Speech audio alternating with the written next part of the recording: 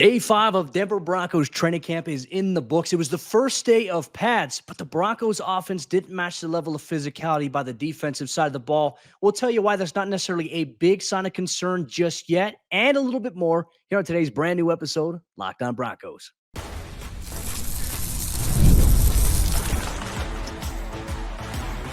You are Locked On Broncos, your daily Denver Broncos podcast.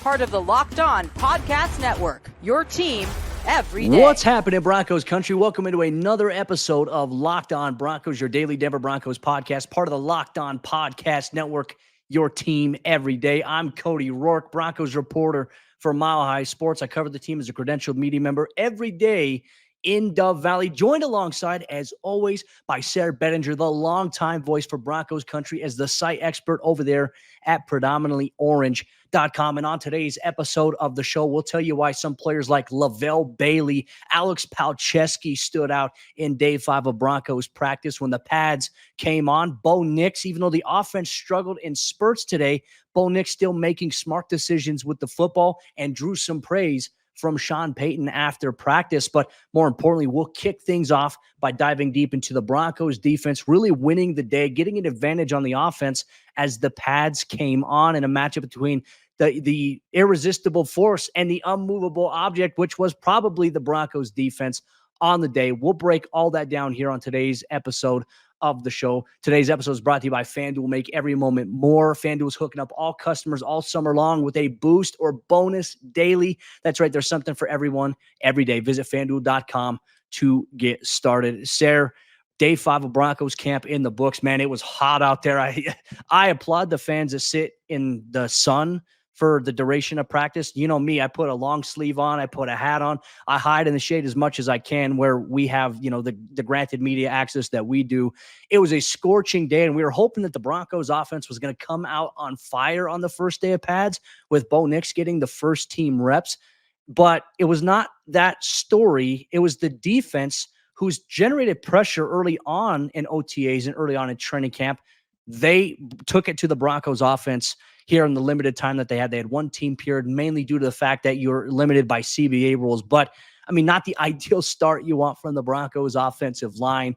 But then again, I think sometimes we have to remind ourselves this has also been the storyline for this team the last 5, 6, 7 years of training camp to start. So a lot to digest as we break down the defense, really kind of taking it to Denver's offensive line. Which I think is a huge and very positive update for as far as what the Broncos were last year, which we know which they were terrible on defense, especially in those first 6, 7 weeks of the season, and abysmal, historically bad in terms of Broncos franchise history. It was so bad that I think we kind of got to take the wins any way they come in training camp. If the defense has a great day, awesome. If the offense bounces back, awesome. I think with the defense starting off in pads, day 1 with the pads on at practice, obviously this is the 5th day of training camp, the pads just now coming on. I feel like with a rookie quarterback out there taking the first team reps, and I know we'll talk more about Bo Nix as the day goes along, I'm glad the defense had a dominant day. And specifically, Cody, from what you have in your notes here, it seems like the defensive front was the dominant unit of the day. And if you're watching on YouTube, which, by the way, you got to do that. Cody just shared a little glimpse of his notebook. So if you haven't already subscribed to YouTube, you get exclusive content like that over there. But that's what I think is encouraging to me about this is the fact that it's the defensive front that was out there blowing up plays. And it was, from what I understand, a run-heavy practice in terms of a lot of what the team drills were, or the teamwork that they were doing. So talk to us about that, Cody. Who stood out on this defensive front? Because it sounds like the main characters on this defense are the exact ones that made the most plays at day 5 Broncos training camp. It's the names that if you're a Broncos fan, you want the run defense to be better. It's the names that you want to hear. It's new addition, John Franklin Myers. It's DJ Jones at nose tackle. It's Zach Allen at the other defensive end spot, and it's Baron Browning, Jonathan Cooper. The Broncos front 7 in this game from the outside backer position, and the linebackers did a really good job of filling in. It was Cody Barton, Alex Singleton on the day. It was different, obviously, in Saturday's practice. We'll see if that changes going into tomorrow's practice. But they just made it miserable here for the Broncos offense. I've got it here on my notes. The first play, they tried to run a run play here to Javonte Williams. There was a little bit of a flinch, like it was a false start, but they let them play on.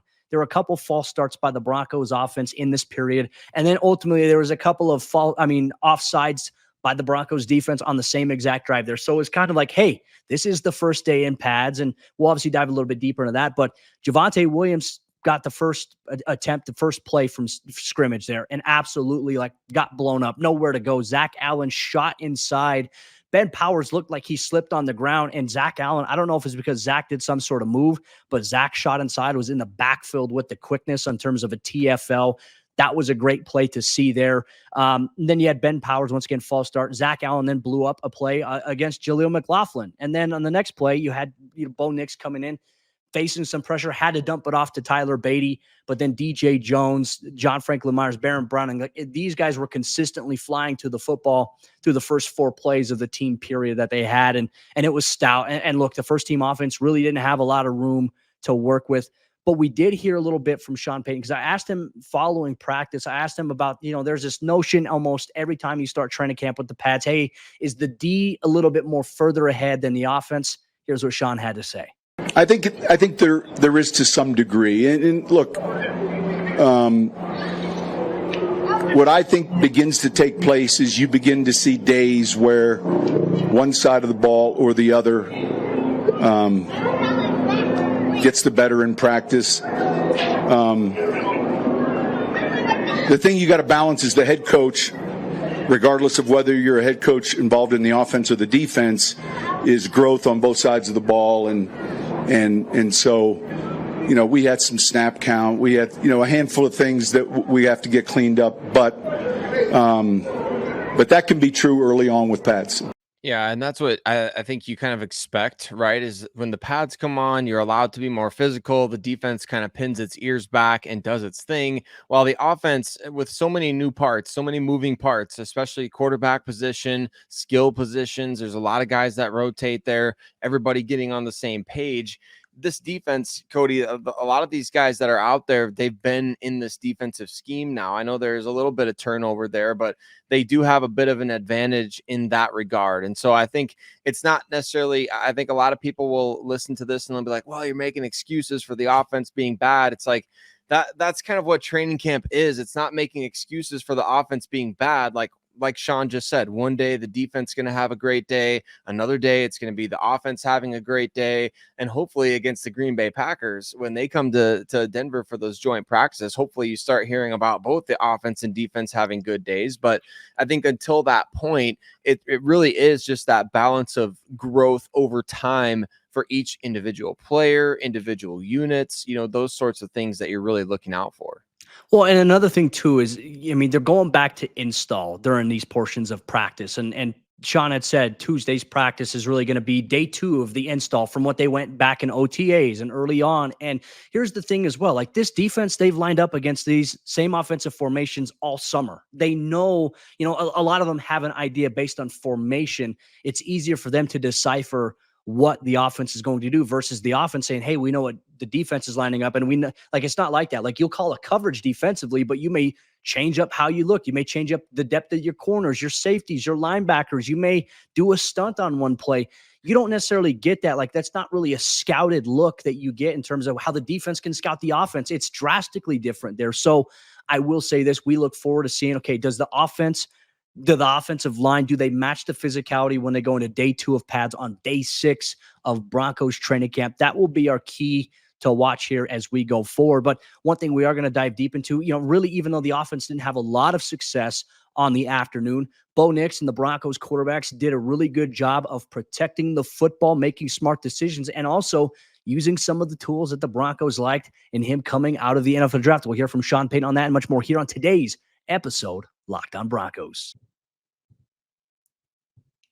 Today's Locked On Broncos is brought to you by our friends over there at FanDuel Sportsbook, and FanDuel is America's #1 sportsbook. And look, summer has been a little bit tough on the sports betting side of things because the NHL playoffs ended, the NBA playoffs, they ended. But you know what's coming up right now? You have baseball season with the MLB in full swing. You've got NFL preseason coming up in just about 11 days' time. Heck, we even have a football game coming up this week. So you know what that means? FanDuel is the place where you can keep your love for sports going. And all summer long, FanDuel is hooking up all customers with a boost or a bonus every single day. That's right. There's something for everyone every day, all summer long. So head over to FanDuel.com and start making the most out of your summer. You can play some NFL futures bets, or you can get in on some of the NFL preseason action at FanDuel.com. FanDuel is the official sports betting partner of Major League Baseball.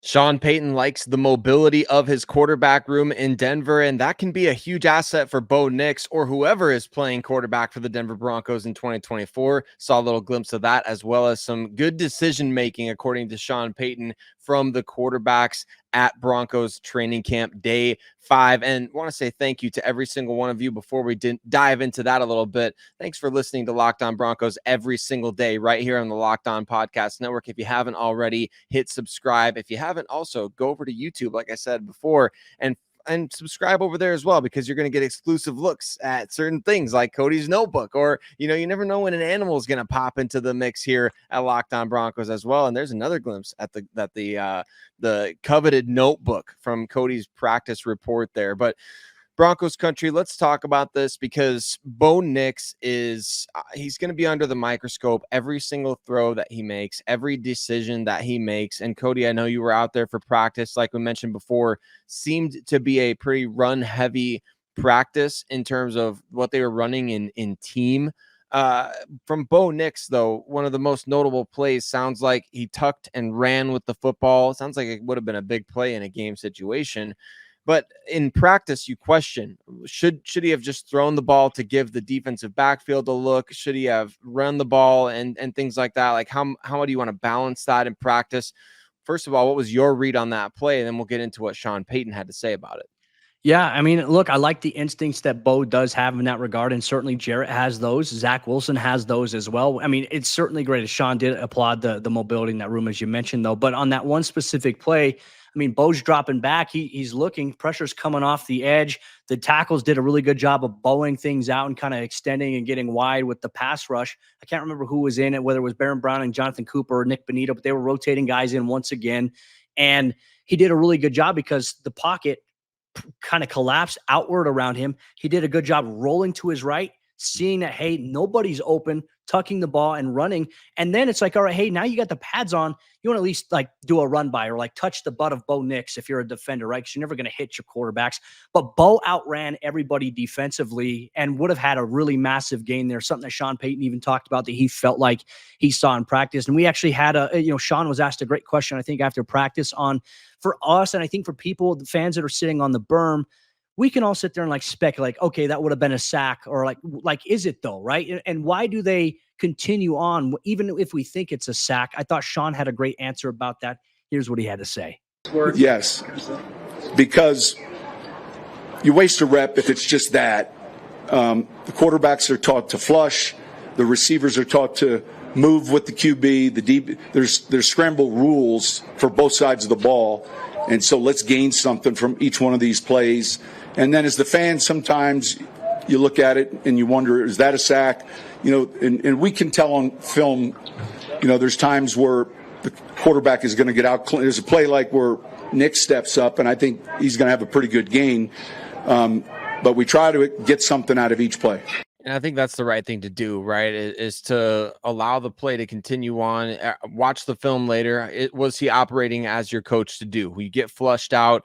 You're running scramble drill. You're not just watching Bo Nix. You're watching the receivers, because quite frankly, we've seen receivers on scramble drill in Denver not do their job in recent years. So it's all encompassing, but I think it really brings up an underrated point about Bo Nix, Cody, and I know Sean Payton said that mobility is a factor for all these quarterbacks, but to me, like, this is a really underrated aspect of Bo Nix's game. I mean, a 5-star dual threat prospect out of high school, and was really more so of a runner early on in his career at Auburn and things like that. And we saw so much success throwing the ball these last 2 years at Oregon that I think this has become a really underrated part of his game.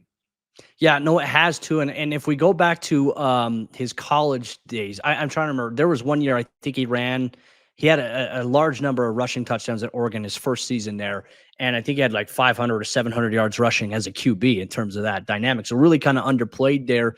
Another thing I also want to mention too, like this is also good for the Broncos defense because you've seen it. Remember the Josh Dobbs game against the Minnesota Vikings last year, or any game for some reason against Patrick Mahomes or a mobile quarterback, whereas you're like, okay, the Broncos have a guy that's close to getting him down. Okay, you think it's going to be a sack, but then he escapes out. Like it teaches your edge rushers to also stay like, keep pursuing, keep trying to make sure that you close the gap between you and the quarterback. So it's good practice all around. But also another thing too, when you're facing a lot of pressure and there are, times for near sacks, sometimes you see guys in the NFL. We've certainly seen our fair share of Broncos quarterbacks do this over the last handful of 7 years. Sometimes like, oh, I feel the pressure, I'm just going to try to chuck the ball, get rid of it. And then, we see a turnover happen. Bo Nix hasn't done that. I think Jarrett Stidham did a good job of that as well. Like both of these guys, at least in this practice on Monday, protected the football well. Here's one thing that, Sean Payton said about, mobility of the quarterback room, but also highlighting Nix specifically getting run with the ones today, protecting the football. That's what you want to see from your quarterback ultimately. And that's something the Broncos QBs haven't done consistently in the last handful of years. All of them. We're looking to throw in the pocket, but we're also looking to make smart decisions with the football. And I said this, I think a few days ago, all three of these guys have good mobility. The pocket in our league is not always clean. And so when it gets dirty at times, then you have to be reactionary, and your teammates have to as well. And so it goes along to that point that was asked a little bit earlier. He's being smart with the football, and it's a strength of his. And it's a big difference between what we saw last year, I think, and I know Bo Nix isn't an established 10-year veteran, or none of these guys, quite frankly, compared to Russell Wilson. But I think part of the issue last year with the offense not humming along with Russell at quarterback is, yes, he can get out of the pocket, but a lot of times he was kind of escaping a clean pocket, or he was creating pressure opportunities for the defense. And that's different than what we're talking about here. Here we're talking about getting out of a dirty pocket as opposed to kind of trying to fabricate your way out of a pocket that's clean and going and trusting your progressions, trusting your read, trusting that you can throw him open, things like that. To me, Cody, that's a huge difference between what we saw last year or the last two seasons, quite honestly, for the Broncos at quarterback and what I think we can expect going forward. Well, in terms of go back and referencing Bo, in terms of using his mobility, Sayre, I pulled up the stat here, courtesy of our friends over there at Sports Reference. In 2022, in 13 games as the Oregon Ducks quarterback, he had 89 rushing attempts in his first season in Autzen Stadium. He had, out of those 89 rushing attempts, 510 rushing yards on the ground. But get this, how many touchdowns do you think he had? We'll just do a little guess here, off the top of your head. How many rushing touchdowns do you think he had? I'm going to say 7. Double that, 14. He had 14 rushing touchdowns. So it's like that's something I don't think we've ever, even in the pre-draft process, I don't even think we've highlighted that quite a bit. Last season at Oregon, he had 6 rushing touchdowns on 234 yards on 54 carries, so average 4.3 yards per carry. So that is an area where it's like, okay, like I caught some flack by saying like, hey, like maybe Sean Payton, even if he's the quarterback, and obviously he's well more polished quarterback than Taysom Hill, but you could do some Taysom Hill type stuff with a guy like Bo Nix. And so for me, I'm excited to maybe can we see maybe like a, guard, like a power pull and obviously a QB draw? Like, are we going to see that this upcoming season? Maybe something to throw out there. I don't think this is something we've talked about. I don't think anyone's really talked about this enough about Bo. So like the mobility factor, I think when the pocket is dirty and there aren't ways that you can throw the ball, I think you're going to see him protected, because instead of throwing it a harm's way, it's like, I can run, but you also got to find the balance, right? Because you don't want to get into a habit of just running every single time when there is a play to be made. And I think that was probably like a bigger criticism that was had of Russell Wilson in his game, even though he's excelled in his career on being mobile and throwing on the run and making those plays happen out of structure. I think Denver is trying to utilize the best of Nix's mobility, but also maximize what he can do inside the pocket. But he's also very good throwing off structure as well. So that is something that we will follow here going on, as the Broncos will report for day 6 of Broncos training camp on Tuesday. Day 2 of the pads, we'll look to see if the offense bounces back. More than likely, think Jarrett Stidham will get the first team reps of the day in Tuesday's practice. We'll have you covered here, Locked On Broncos, but we'll go through and recap the rest of day 5 in terms of taking you inside Broncos training camp. We'll highlight some standout players that include a couple of undrafted rookie free agents, one from this year, one from last year. We'll highlight that and much more here on today's episode, Locked On Broncos. Broncos Country, today's episode of the show is brought to you by our friends over there at the Game Time app. And look, Game Time is the perfect place to go when you're trying to figure out, hey, what can I do on a Friday night or a Saturday? Well, this Saturday, if you don't have any plans, you want to go see the Foo Fighters at Empower Field at Mile High. Game Time has exclusive deals for you that you can get involved where you can get the best price guarantee for the event. Game Time, they're also an authorized ticket marketplace of Major League Baseball, which makes getting tickets faster and easier to Colorado Rockies games if you're in Denver, or whatever Major League Baseball team you have in your market if you listen here to the show. And prices on the Game Time app, they actually go down the closer that it gets to the first pitch. With killer last-minute deals, all-in prices, views from your seat, and their lowest price guarantee, Game Time takes the guesswork out of attending your favorite events, whether that's music, concert, comedy, theaters, or football games, which are my own personal favorites. So one thing I like about the Game Time app, they have the ability to see what your vantage point of the action is going to be with seat views, where you get a panoramic view from your seat inside the app so you know exactly what it's going to look like before you even buy. So take the guesswork out of buying MLB tickets or tickets to your favorite events with Game Time. Download the Game Time app, create an account, use code LOCKEDONNFL for $20 off your first purchase. Terms apply. Again, create an account, redeem code LOCKEDONNFL for $20 off. Download Game Time today. Last minute tickets, lowest price guaranteed. Alex Palczewski was an undrafted rookie free agent who stood out in a big way last year during training camp and the preseason. During Monday's first padded practice, when everything came on, he had himself a good day. We'll highlight him and a couple of others here on today's episode of Locked On Broncos. We go about here on the Locked On Podcast Network, your team every day.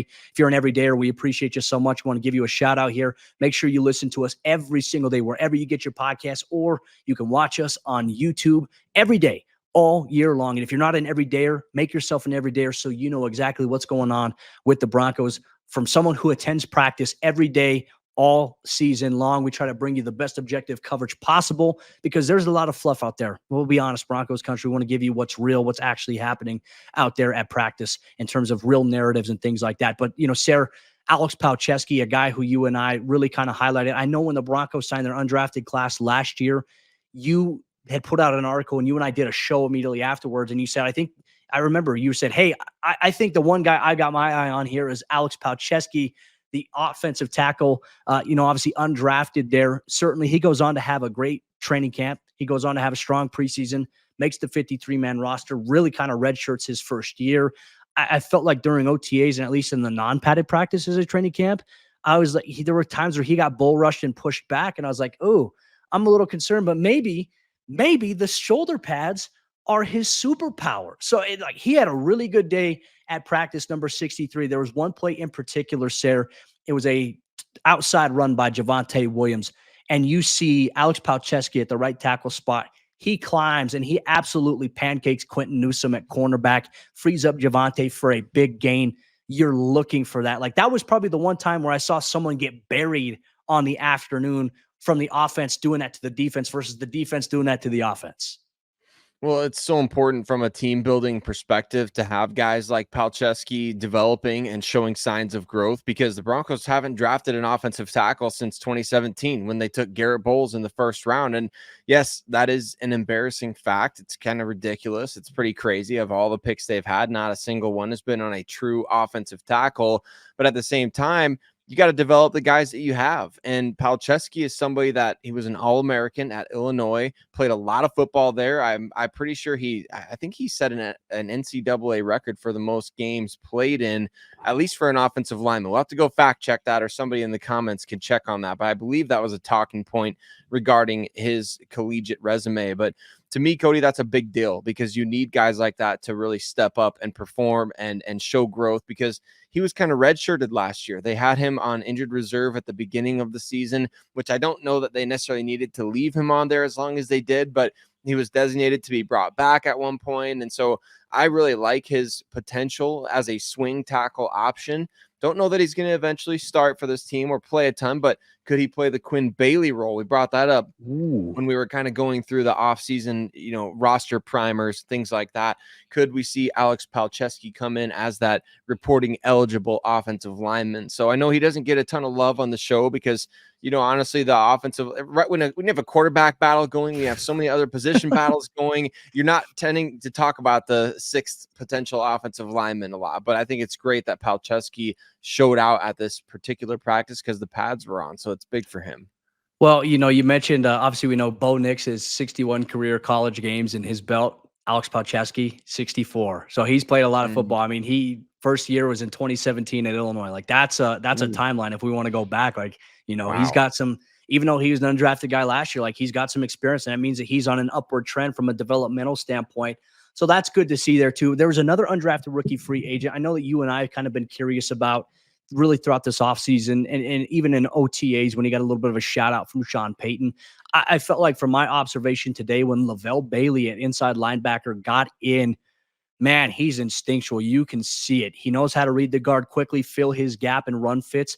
But also this is a guy he's athletic. You can see, like, it stands out significantly. You can see how mobile he is from a lateral standpoint to be able to take one step and then climb. Like, I think he can close ground really, really quickly, especially if there's a run going away from him. He takes great angles in terms of being able to track it backside. I thought he stood out in a big way during today's practice as well, and you want to continue to see him. I got to give a little bit of a shout out as well to Troy Franklin. Look, Troy's kind of been buried on the depth chart a little bit, and that's not an indictment against him in any way, shape, or form. It's like you look at Denver, all the guys that they're rotating, Cortland, Tim, who had a Veterans Day off during Monday's practice, was on the side field just staying warm, but was dressed, had the helmet and everything, didn't do much because it was hey, first day of pads. You want to be smart with Tim. But Josh Reynolds, Marvin Mims, like these guys, like Denver's top four receivers are really kind of set in stone, and Troy's vying for that fifth or that sixth spot here. He had a really good catch today in practice, when working with the second team offense. Did a really good job coming back to the football. Jarrett Stidham had scrambled out because he's facing some pressure. Did a good job throwing on the run and finding, obviously, Troy Franklin for what would have been maybe a 14, 15-yard gain, moved the chains for a first down. Good confidence builder for Troy as he continues to go. He's my preseason player to watch. Like, I think we won't see much of him explode in training camp. I think in the preseason, though, I think you're going to see Troy Franklin ball. And I'm excited to see that kind of come into a shell a little bit. But he's definitely someone that I was going to highlight here on today's episode of the show. Well, it's important too, because you and I discussed pre-training camp the importance of Troy Franklin and other receivers stepping up when Tim Patrick was given these designed off days, because we knew they were going to come. We just didn't know how frequently they were going to come. So when you get the opportunity, you got to take advantage. And even on a day when the offense isn't clicking as well as you hope, I mean, for him to stand out is really important. And I tend to agree completely. I think Troy is going to be one of those standout guys in the preseason that everybody's wondering by the end of the preseason, like, how can we get Troy Franklin on the field? How can they get him touches throughout the course of the regular season? Do they need to throw him on kickoff return? I mean, that's what everybody, I think, is going to be asking by the end of the preseason, to your point, Cody, is really just how can we get this guy the ball? And that's a great problem for the Broncos to have. If you get into the regular season and Troy Franklin is your fifth or sixth receiver on the depth chart, that is finally a problem that I would welcome the Broncos having, because they haven't been in a position to be able to say anything like that in recent years. I mean, it's been like the likes of Kendall Hinton being your third option. And I know I continually bring him up, but it's just a stark reminder of where this team has been at roster wise. And so for Troy Franklin to go out there and have a solid practice, despite the offense not having its best day, especially with Tim Patrick out, and working on the side field, I think that is huge for the Denver Broncos and the youth on this team continuing making an impression. Sean Payton highlighted Chris Abrams-Drain as somebody that stood out to him as, okay, and not necessarily standing out, but saying he's grown a lot. And we've seen that exponential growth from OTAs. And Payton noting that it was noticeable from OTAs to now for Chris Abrams-Drain. And he said he's getting more comfortable in his role. Not sure what light you can shed on what his role might be, Cody. It's pretty vague, in terms of these guys. We know they're cross-training outside corner, in the nickel, special teams. I'm sure he's playing, but that is always exciting to hear the head coach shout out a rookie, especially on day 3 of draft pick. Yeah, and look, I think the thing is you're going to see him probably play a lot of special teams to start. But in terms of that, you're spot on. Like he's not only is he learning the playbook, right, learning just the foundations of this defensive scheme and all their coverages, but also because he's working inside and out. Like the rules he has when he's playing in the nickel are drastically different than some of the man coverage or zone coverage rules that he's going to have when he's playing on the outside corner spot. And it changes, like so much changes. That's the thing about the NFL. People play Madden. I play NCAA, love the hell out of it. It's simple for me to be able to choose a defensive play, but you don't understand all the rules they go into. Well, if this formation changes, they go from trips to twins, or if they have a motion here, it changes everything. It may change coverage to one side of the field. Okay, that was previously man. That side now becomes zone coverage because of the motion. The side that you were backside on that originally was zone. Now that becomes man because you have one or two receivers and it becomes a matchup situation. But what happens if those wide receiver splits are stacked on top of each other in a nub set, or if they're, maybe 5 yards within the line of scrimmage of one another? Like there are so many things, and it's like there's so much happening. The NFL game is so fast that sometimes you can overthink, and he's done a really good job, according to Payton, of really trying to just find his ground there, which, look, you're getting a lot thrown at you. He moves well. I like his lateral movement. I think he's got good footwork in terms of being able to press and obviously getting in phase. I think he does a really good job, very disciplined at, does a good job of keeping his eyes on the hips of the receiver versus looking at the shoulders or the helmet.